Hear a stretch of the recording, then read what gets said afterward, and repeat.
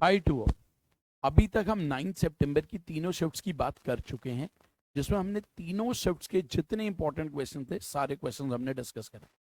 Basically हम क्या करते हैं, हम हर शिफ्ट के इंपॉर्टेंट क्वेश्चंस की बात करते हैं, जिससे आपको डिफरेंट वेराइटीज ऑफ क्वेश्चंस देखने को मिले जो सीजीएल में पूछे गए थे, या किसी क्वेश्चन में कुछ कैलकुलेशन टेक्निक्स में सीखने को मिलता है तो हम उसकी बात करते हैं। क्वेश्चन ऑप्शन से कैसे कर सकते हैं उसकी बात करते हैं। कोई नया कॉन्सेप्ट टेस्ट होता है उसकी बात करते हैं। तो basically we do selected questions. तो जब भी आप इस वीडियो को देख रहे हो, because this is a recorded video, so जब क्वेश्चन आपके सामने आए आप वीडियो को पॉज करो, खुद ट्राई करो and then look for the solution.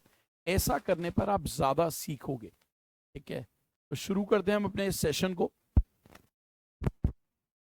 The ages of two friends, Ram and Ravi, differ by 7 years. Ram mother, Maya Devi, is 3 times as old as Ram, and Ravi is 4 times as old as his brother, so on. यानी कि यहाँ पर क्या बोला जा रहा है कि दो फ्रेंड्स हैं राम और रवि, जिसकी एज में 7 साल का डिफरेंस है। राम की जो मदर है माया देवी, वो 3 टाइम्स है राम की एज की। यानी कि ये बोला जा रहा है कि जो माया देवी की एज है that is 3 times of Ram की एज। और Ravi is 4 times age old as his brother Soham. Ravi की जो एज है वो 4 टाइम्स है अपने ब्रदर की एज का। अब एक बात और बोली गई कि माया देवी और सोहम की एज में जो डिफरेंस है दैट इज 65। अब आपको यहाँ पर समझ आ जाना चाहिए कि जो माया देवी है उनकी एज पक्का 65 से ज्यादा होगी, क्योंकि डिफरेंस है 65 है। तो माया देवी की एज 65 से ज्यादा होगी। ऑप्शन में 2 ही नंबर हैं जो 65 से बड़े।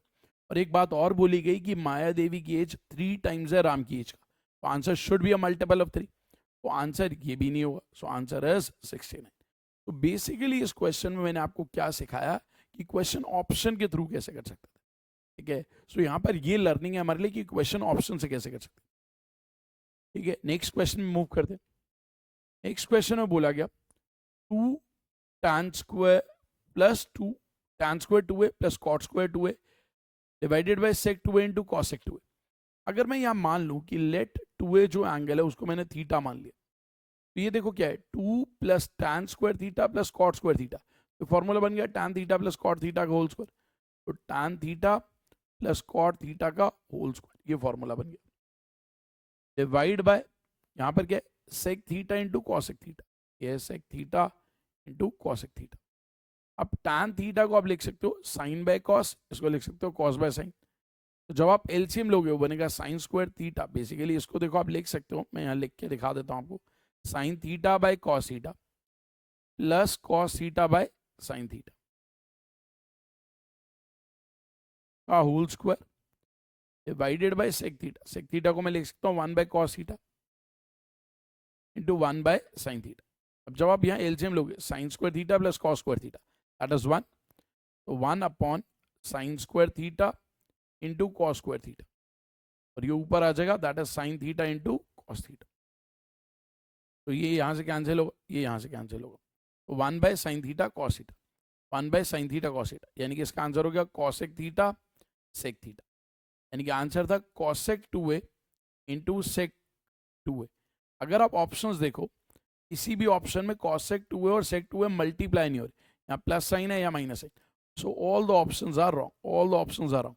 तो पेपर में एक्चुअल क्वेश्चन आया तो आपको पता होना चाहिए अगर ऐसा क्वेश्चन आ गया so either you should mark any answer, तो आपको बोनस मार्किंग मिलेगी, otherwise you can leave the question, वो आपकी कॉल होती है। बट ये आंसर जो है चारों ऑप्शन में नहीं था, उसका करेक्ट आंसर है cosec 2a into sec 2a।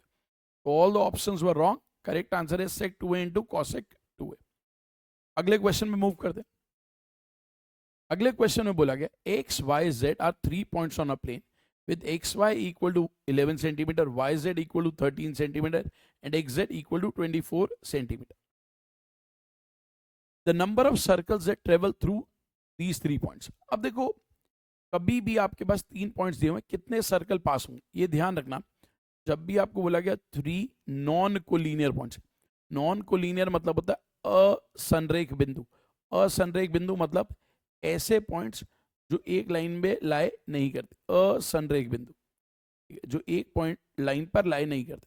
तो 3 नॉन कोलिनियर पॉइंट्स है। मान लो मैंने आपको बोला एक पॉइंट ये है, एक पॉइंट ये है, एक पॉइंट ये है, तो 3 नॉन कोलिनियर पॉइंट्स है। अब क्वेश्चन ये है कितने सर्कल पास होंगे इसे। तो देखो जब आपसे बात होगी कितने सर्कल पास होंगे, जब भी आपके पास 3 नॉन कोलिनियर पॉइंट्स होंगे तो एक सर्कल पास होगा। मान लो ये पहला पॉइंट, ये दूसरा पॉइंट, ये तीसरा पॉइंट। तो आप एक बात ध्यान रखना, only one circle passes through 3 non-collinear points, passes through 3 non-collinear points। कभी भी 3 नॉन कोलिनियर पॉइंट से एक ही सर्कल पास करेगा, एक ही सर्कल पास करेगा। अब अगर मैं बोलूं कि हमारे पास कोलिनियर पॉइंट्स, अगर मैं बोलूं हमारे पास 3 कोलिनियर पॉइंट्स, 3 कोलिनियर पॉइंट्स, यानी कि 3 संरेखीय बिंदु, संरेखीय बिंदु, संरेखीय बिंदु मतलब एक ही रेखा पर स्थित है। अब 3 पॉइंट्स है, मान लो 1 2 3। अब यहां पर no circle passes through, no circle passes through 3 collinear points. अगर 3 कोलिनियर पॉइंट्स है तो कोई सर्कल पास नहीं करेगा, ठीक है। कभी भी 3 कोलिनियर पॉइंट्स है तो कोई सर्कल पास नहीं करेगा। अब यहां पर जो क्वेश्चन दिया गया था आपको, आपको बोला गया एक पॉइंट x है, एक पॉइंट y है और एक पॉइंट z। एक्स वाई का जो डिस्टेंस है दैट इज 11, वाई जेड का जो डिस्टेंस है दैट इज 13। अब ये कोलिनियर पॉइंट्स है क्योंकि एक्स जेड की वैल्यू भी 24, so there will be no circle which passes through these 3 points। तीनों पॉइंट से पास करने वाला कोई भी सर्कल नहीं होगा। तो answer is A option. See the next question. अब अगले क्वेश्चन में क्या बोला गया कि बार ग्राफ दिया गया जो सेल्स बता रहा है बुक्स की 6 डिफरेंट स्कूल्स की 2 कंसेक्यूटिव ईयर्स की। ये 2013 का डाटा है जो ब्लू ग्राफ है, और ये 2014 का डाटा है। क्वेश्चन है what percentage of the average sales of the school ABC in 2014 is the average sales of school ACF in 2013। कह रहा है एसीएफ की जो एवरेज सेल है 2013 की, वो एबीसी की एवरेज सेल्स जो कि 2014 की का कितना परसेंट। अब आप देखो ACF, अगर मैं बात करूं ACF, अगर ACF देखा जाए तो ACF की 2013 की यहां पर ये वैल्यू कितनी है 50, C में अगर आप ये वैल्यू देखो 60 और F में ये वैल्यू देखो आप तो 40, तो ये टोटल हो गया 150। और ABC की 2014 की ये 70, ये देखो 30 और 40 के बीच में 35 और C की वैल्यू 80। तो जो आपसे पूछा गया वो ये, अगर मैं ACF की टोटल देखूं 2013 की तो वो वैल्यू कितनी आती है 50 + 60 + 40, 50 + 60 + 40। और ABC की 2014 की 70 35 80। अगर आप इस वैल्यू को देखो तो दिस इज 150 डिवाइडेड बाय 185। अगर मैं रेशो लेता हूं तो दिस इज 30/37। अब देखो इसको सॉल्व कैसे करना चाहिए। ऑप्शंस पर जरूर ध्यान दो, all options are very close to 80, तो क्यों ना हम 80% निकालें।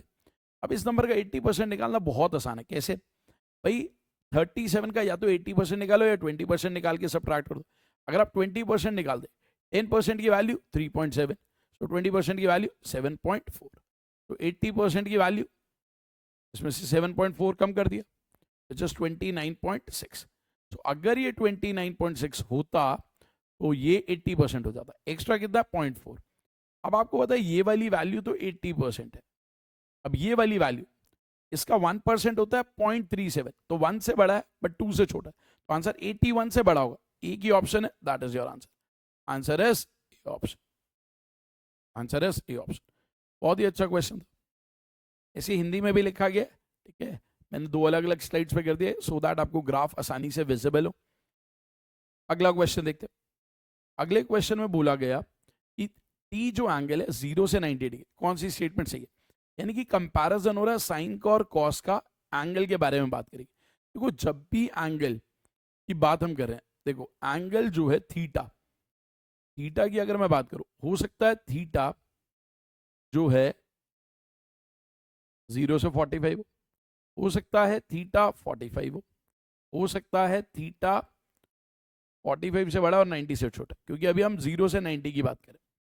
जब एंगल 0 से 45 होगा तो साइन थीटा और कॉस थीटा में कॉस थीटा बड़ा होता है। आप चेक कर सकते हो, 30 डिग्री रख के देखो, कॉस 30 की वैल्यू साइन 30 से बड़ी होती है। 45 पर दोनों आपस में बराबर होते हैं, और जब 45 से बड़ा एंगल होता है तो साइन थीटा बड़ा हो जाता है, ठीक है। अब आप ऑप्शंस देखो, पहली ऑप्शन कह रहा है sine theta is not equal to cos theta जब एंगल 45, तो ये तो गलत हो गया क्योंकि बराबर होता है। कह रहा है साइन थीटा और कॉस थीटा में साइन थीटा बड़ा जब एंगल 45 से छोटा है, 45 से छोटे में कॉस थीटा बड़ा होता है, तो ये भी गलत है। कह रहा है जब एंगल 45 से छोटा है कॉस थीटा बड़ा, ये बात बिल्कुल सही। तो आंसर है सी ऑप्शन, आंसर है C option. See the next question, find the gain percentage, यानी कि कह रहा है लाभ प्रतिशत बताओ जब प्रिया ने कोई स्कूटर बेचा, गिवन दैट, ये होना चाहिए given that Priya sold her scooter for this gaining 1/6 of the selling price. अब यहां पर इस वैल्यू का कोई यूज नहीं, बोला गया है उसने विक्रय मूल्य का 1/6 लाभ कमाया। So if 6 is the selling price then 1 is the profit. So cost price is 5, so 1 का प्रॉफिट किस पर है, 5 पर। तो 1/5 इज व्हाट, 20%। तो प्रॉफिट इज 20%। काफी आसान क्वेश्चन था, ठीक है। बट ये क्वेश्चन मैंने क्यों यहां पर लिया, आपको ये समझ रहा है, ये क्वेश्चन यहां इसलिए लिया कि आपको ये समझ आए कि इस वैल्यू का कोई यूज नहीं, ठीक है। So answer is 20%। See the next question, the side of an equilateral triangle is 28 centimetre. एक समबाहु त्रिभुज है जिसकी भुजा जो है 28 centimetre. Taking each vertex as a centre, हर शीर्ष को केंद्र मानकर एक वृत्त बनाया जाता है जिसकी त्रिज्या भुजा की आधी है। So find the area of that part of the triangle which is not included in the circle. यानी कि देखो क्या बोल रहा है, आपको समझाता हूं। वो आपको बोल रहा है एक ट्रायंगल, मान लो ये एक ट्रायंगल, और कौन सा ट्रायंगल है ये बहुत इंपॉर्टेंट, ये कौन सा ट्रायंगल, इक्विलैटरल ट्रायंगल। मान लो ये ए, ये बी और ये इक्विलैटरल ट्रायंगल है जिसकी साइड 28 सेंटीमीटर। कह रहा है हर वर्टेक्स को सेंटर माना गया और एक सर्कल बनाया गया, सेंटर माना गया और सर्कल बनाया गया। मान लो इस वर्टेक्स को सेंटर माना और एक सर्कल बनाया गया जिसका रेडियस जो है साइड का आधा। ऐसे यहां पर भी एक सर्कल बनाया गया, ऐसे यहां पर भी एक सर्कल बनाया गया। अब ये दोनों आपस में टच करेंगे, ये दोनों आपस में टच करेंगे बिकॉज जो रेडियस है किसका, हाफ ऑफ साइड। तो रुको मैं इसको दोबारा से बनाता हूं। ये बेसिकली ऐसे कुछ दिया जा रहा है, मैं यहां से पास कराता हूं,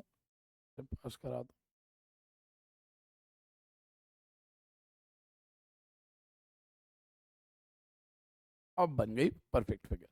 अब वो बोल रहा है कि वो वाला एरिया बताओ जो ट्राइंगल के अंदर तो है बट सर्कल में इंक्लूड नहीं हो रहा है, यानी कि वो इस एरिया की बात।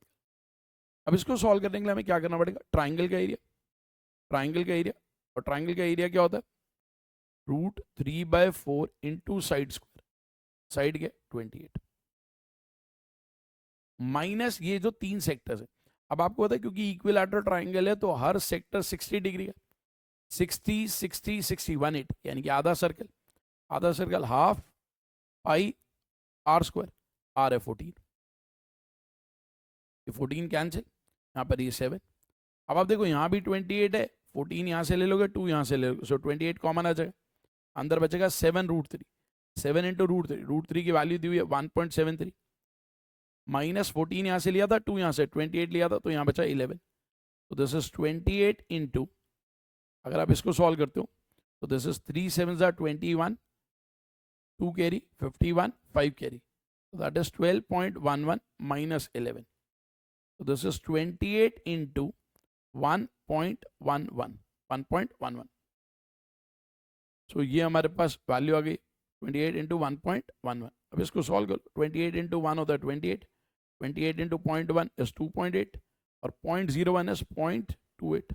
अगर आप ऐड करोगे दिस इज 31.08। आंसर है सी ऑप्शन। अब इस क्वेश्चन में कॉन्सेप्ट भी अच्छा पूछा गया, कैलकुलेशन में भी सीखने को मिल रहा है, सो काफी लर्निंग है इस क्वेश्चन। क्वेश्चन नंबर 8, एक टेबल आपको दी गई है जिसमें 2015, 16, 17, 18 का डाटा है, ठीक है। प्रोडक्शन दिया गया 3 कार्स का ABC जो मैन्युफैक्चर हुई है थाउजेंड्स में, ये जो डाटा है ये थाउजेंड्स में। अब बोल रहे 2015 से 2018 तक बी टाइप की कार की जो एवरेज प्रोडक्शन वो कितनी लेस है ए और सी की कंबाइंड एवरेज से, यानी कि वो ये बोलना चाह रहा है बी की एवरेज प्रोडक्शन ए और सी की एवरेज प्रोडक्शन से कितना कम। अब देखो बी की अगर आपको एवरेज प्रोडक्शन चाहिए बी की अगर आपको एवरेज प्रोडक्शन चाहिए तो बेसिकली आप ऐड करोगे 0 0 0 0 0, 8 5 13 2 15 4 19 का 9, एक के 7 7 14 6 20 और 5 25। तो बी की अगर मुझे एवरेज प्रोडक्शन चाहिए तो वो है 2590 बाय 4। ए और सी की चाहिए तो ऐड कर दे 0 0 0 0, मैं ए और सी को कंबाइंड ही ऐड कर देता हूँ 0 0 0 0 0 0 आएगा। यहाँ पर 4 6 10 9 19 6 25, 25 का 5 आएगा, 2 कैरी 10 19 26 34 42 51 53, 53 का 3 5 कैरी, तो दैट इज 7। यहाँ पर डिवाइड बाय 8 आएगा। अब देखो जब आपको दो नंबर्स का डिफरेंस लेना है, एक तरीका तो है कि आप दोनों को इंडिविजुअली सॉल्व करो और डिफरेंस ले लो, या फिर दोनों के डिनोमिनेटर्स को सेम कर दो, दोनों के डिनोमिनेटर्स को सेम कर दो। जैसे अगर मुझे इसका डिफरेंस लेना तो या तो मैं इसको 4 बना दूं, देखो 4 बनाने से क्या होगा, अगर मैं इसका हाफ करूंगा सो दिस इज 3675। अब मेरे लिए डिफरेंस लेना आसान है, इसमें से इसको सब्ट्रैक्ट करा, इसमें से इसको सब्ट्रैक्ट करा तो कितना आएगा, 5 में से 0 गया 5, 17 में से 9 गया 8, यहाँ 0, 1085 डिवाइडेड बाय 4। अब आपको पता है 1000 डिवाइड बाय 4 250 होता है, 271 पॉइंट समथिंग, तो answer is B option, answer is B option. ठीक है, सो ये भी ध्यान रखना होता है कैलकुलेशन कैसे करनी है, that is also very very important. अगले क्वेश्चन पे मूव करते हैं। A bus travels 1/3 of the distance initially at 40 kilometre per hour, 1/3 distance travel करा at 40 kilometre per hour, next 1/3 distance at 50 kilometer per hour, and the next 1/3 distance at 60 kilometer per hour. Find the average speed of the entire journey. पूरे रास्ते की average speed बतानी। देखो एक चीज ध्यान रखना, जब भी आपके पास ऐसे नंबर्स हैं 40 50 60, अगर मैं सिर्फ इन नंबर की एवरेज देखूं तो वो 50 होती है। ठीक है, यहां पर डिस्टेंस अगर सेम है, डिस्टेंस सेम है, स्पीड ऐसे हैं 40 50 60, उनकी एवरेज 50 है, तो ये ध्यान रखना जब आप ओवरऑल एवरेज स्पीड निकालोगे आंसर 50 से कम आएगा। ये बहुत इंपॉर्टेंट पॉइंट है जो मैं आपको बता रहा हूँ, तो जिन बच्चों को ये बात पता होती वो फटाफट इसे सॉल्व करते थे। ठीक है, क्योंकि एवरेज स्पीड इस केस में हार्मोनिक मीन होता है, अभी हम हार्मोनिक मीन पे नहीं जा रहे, जो अरिथमेटिक मीन से कम होता, तो आपको ये पता चल जाना चाहिए आंसर 50 से कम होगा। सॉल्व कैसे करेंगे समझते हैं। अब आप देखो यहां पर उसने बोला 1/3 डिस्टेंस 1/3 डिस्टेंस 1/3 डिस्टेंस। अब डिस्टेंस अगर आपको कोई नंबर मानना है तो क्या मानेंगे, यहां पर देखो 3 3 3 का एलसीएम होता है 3, 40 50 और 60 का एलसीएम है 600। सो मैं डिस्टेंस क्या मानूंगा, इन दोनों का प्रोडक्ट, हमेशा जब भी डिस्टेंस मानना है इन दोनों का प्रोडक्ट, दैट इज 1800 किलोमीटर। अब 1800 किलोमीटर का 1/3 हो गया 600, 1/3 हो गया 600, 1/3 हो गया 600। अगर कोई 600 किलोमीटर 40 की स्पीड पे जाएगा कितना टाइम लगेगा, डिस्टेंस अपॉन स्पीड 15 घंटे। कोई 600 किलोमीटर 50 की स्पीड पे जाएगा कितना टाइम लगेगा, 12 घंटे। कोई 600 किलोमीटर 60 की स्पीड पे जाएगा कितना टाइम लगेगा, 10 आवर्स। सो टोटल जो हमारा डिस्टेंस है वो है 1800 किलोमीटर। टोटल टाइम जो लगा 15 12 एंड 10, दैट इज 37 आवर्स। सो ये हमें सॉल्व करना है। अब देखो जब मैं इसको देखता हूँ ना, मैं क्या सोचता हूँ, मुझे पता है 37 इंटू 5 होता है 1850, तो अगर ये 1850 होता तो ये 50 आ जाता, बट ये 1850 से 50 कम है। अब देखो मैं इसको कैसे सॉल्व करता हूँ, मेरे को पता है ये वैल्यू तो 50 दे देती, ये जो वैल्यू है ये 1 पॉइंट समथिंग आएगा, तो जब 50 में से 1 पॉइंट समथिंग माइनस करोगे तो 48 पॉइंट समथिंग आंसर होगा। तो ऑप्शन देखते मुझे पता answer is A option, D नहीं होगा। समझ आई बात, एग्जैक्ट नहीं सॉल्व करा, रफ आइडिया लगा लिया, देखा नियर बाय अप्रोक्सीमेशन देखी और उसकी हेल्प ली और सॉल्व करा। सी the next question. If the sum of three numbers is 18, तीन नंबर्स है जिनका सम 18 है, यानी कि a प्लस बी प्लस सी 18 दिया गया। The sum of their squares is 36, a square plus b square plus c square is 36. Find the difference between the sum of their cubes and 3 times of their product, यानी कि वो कह रहा है a cube plus b cube plus c cube minus 3abc, वो इसकी बात कर रहा है। इसको सॉल्व कर लिया जाए, इसको सॉल्व करा। अब देखो इस क्वेश्चन को सॉल्व करने के लिए, इस क्वेश्चन को सॉल्व करने के लिए एक बेसिक अप्रोच तो ये है कि आपके पास इसका फॉर्मूला होता है, इसका फॉर्मूला होता है a plus B plus C into A square plus B square plus C square minus A B minus B C minus C. अब A plus B plus C की वैल्यू दी है 18, A square plus B square plus C square is 36, ये चाहिए। ये यहां से आ जाएगा, आपको पता है A plus B plus C का whole square is equal to क्या होगा, A square plus B square plus C square plus 2 times of A B B C C. तो यहां से आप A B plus B C plus C A की value निकाल सकते हो। ये 36 उधर जाएगा, दैट इज 288 और डिवाइड बाई 2 हो जाएगा, वो आ जाएगी value A B plus B C plus C A की, दैट इज 144। तो दिस इज माइनस 144। तो 18 मल्टीप्लाई बाय माइनस 108। अब आपको पता है नेगेटिव आंसर है और 1800 से बड़ा है, तो यही आंसर, आंसर है बी ऑप्शन। इस क्वेश्चन का जो आंसर है दैट इज बी ऑप्शन। तो जो आंसर आ गया that is B option. Now अगले क्वेश्चन में मूव करते हैं। ओके, इसमें 10 ही क्वेश्चन है। सो मैंने इस शिफ्ट के सारे क्वेश्चंस डिस्कस कर लिए। सो आई जस्ट वांट टू से थैंक यू कि आप हमारी इन वीडियोस को देख रहे हो। थोड़ा आपको प्लेटफॉर्म अलग लग रहा होगा, बेसिकली टैब पर क्लास है। अभी तक मैं स्मार्ट बोर्ड पे क्लासेस लेता था, अब मैं टैब पर क्लासेस क्यों ले रहा हूँ, क्योंकि मैंने ये देखा है टैब पर आप बहुत ज़्यादा पढ़ा सकते हो और मैं आपको यहाँ बहुत पढ़ाने आया हूँ, बहुत कुछ सीखेंगे। प्लीज़ आप अपने फीडबैक ज़रूर शेयर करते रहिए, ठीक है, कमेंट सेक्शन के थ्रू, और वीडियोस को शेयर करो अपने फ्रेंड्स में। अगर आपको हमारा पढ़ाया हुआ अच्छा लगता है कि क्वालिटेटिव हम पढ़ा रहे हैं, तो प्लीज़ वीडियोस को शेयर करो, चैनल को सब्सक्राइब कर दो और ज़्यादा से ज़्यादा लोगों को यहाँ पर लेके आओ सो दैट वो भी यहाँ पर सीखें। और please give your feedbacks on a regular basis, ठीक है। यहाँ पर हम आपके टाइम को बहुत प्रॉपरली यूटिलाइज कराएंगे, हाईली प्रोडक्टिव टाइम होगा, टाइम वेस्ट नहीं करा जाएगा, पढ़ाई की बातें ज़्यादा करी जाएंगी। और जो मेरा पिछला 16 साल का एक्सपीरियंस है वो यही कहता है कि जो बच्चे अपने टाइम का प्रॉपर यूटिलाइजेशन करते हैं वही पहले और दूसरे अटेम्प्ट में सिलेक्शन लेते हैं। अदरवाइज एसएससी की तैयारी में लोग 3-3 4-4 साल भी लगा देते, ठीक है। So this is all for this session, thank you.